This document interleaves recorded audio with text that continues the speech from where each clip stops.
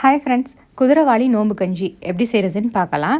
இதுக்கு ஒரு medium size வெங்காயத்தை வெட்டி எடுத்து வச்சுருக்கேன். ஒரு சின்ன தக்காளி, 1 டேபிள் ஸ்பூன் அளவு இஞ்சி பூண்டு பேஸ்ட்டு, ஒரு கைப்பிடி அளவு புதினாவும் கொத்தமல்லியும் சேர்த்து எடுத்து வச்சுருக்கேன்.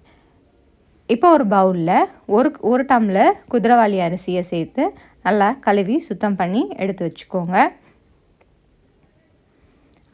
அதே டம்ளரில் 1/2 டம்ளர் அளவுக்கு பாசிப்பருப்பு சேர்த்துக்கோங்க. அதையும் கழுவி சுத்தம் பண்ணி எடுத்து வச்சுக்கோங்க.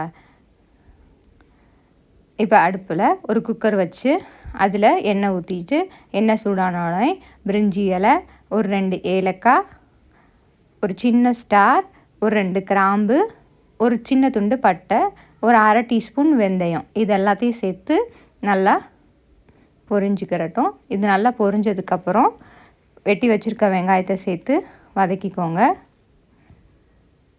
வெங்காயம் ஓரளவுக்கு கண்ணாடி பத அளவுக்கு வதங்கினோடனே வச்சுருக்க இஞ்சி பூண்டை சேர்த்து நல்லா வதக்கிக்கோங்க. இப்போ தக்காளி எல்லாமே நல்லா வதக்கிக்கோங்க.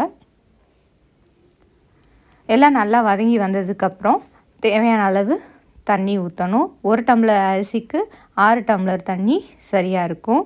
இப்போ நீங்கள் வெங்காயம் வதக்கும் போதே நீங்கள் கறி வேணும்னாலும் சேர்த்துக்கலாம். நான் இன்றைக்கி கறி சேர்க்காமல் பண்ணியிருக்கேன். நீங்கள் சிக்கனோ மட்டனோ ஏதோ ஒன்று நீங்கள் கைமா மாதிரி செஞ்சு அதை நீங்கள் சேர்த்துக்கலாம். இப்போ தண்ணி நல்லா கொதிச்சிருச்சு. இந்த சமயத்தில் வச்சுருக்க குதிரைவாலி அரிசி, பருப்பு எல்லாத்தையும் சேர்த்துக்கலாம்.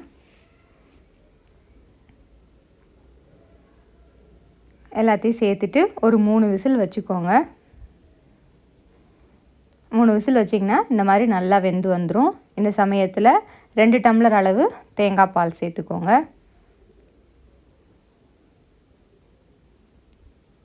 இப்போ சுவையான குதிரைவாலி நோம்பு கஞ்சி தயார். லைக் பண்ணுங்கள், ஷேர் பண்ணுங்கள், கமெண்ட் பண்ணுங்கள், மறக்காமல் சப்ஸ்கிரைப் பண்ணுங்கள்.